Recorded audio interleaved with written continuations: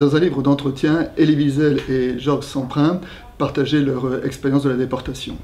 Et tous les deux disaient que lorsque le dernier survivant de la déportation périra, alors une page de l'histoire se tournera.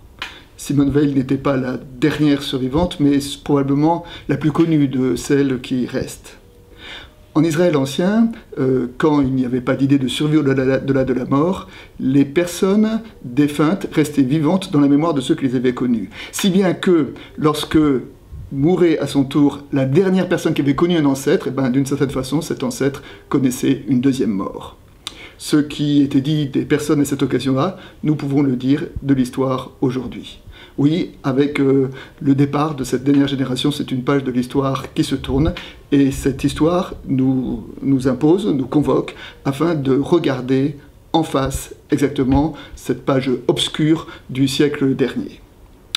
Dans toutes les prisons du monde, lorsqu'il y a des résistants qui sont emprisonnés, leurs oppresseurs essaient toujours de leur faire croire qu'ils sont seuls et que tout le monde les a oubliés. Et le rôle des associations de défense des droits de l'homme est justement de défendre, de dire qu'ils existent, de défendre leur mémoire, parce que dans ces cas-là, la mémoire est une résistance.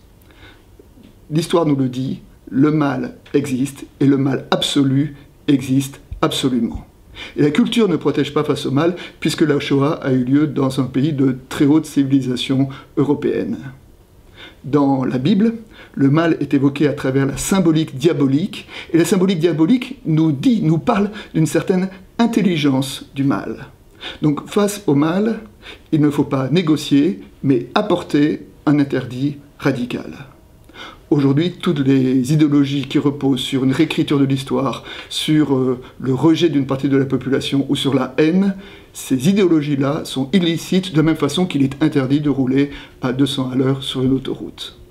Saint Augustin disait que le diable était un chien qui criait très fort, mais qui restait attaché et qui n'attaquait que ceux qui s'approchaient trop proche de lui.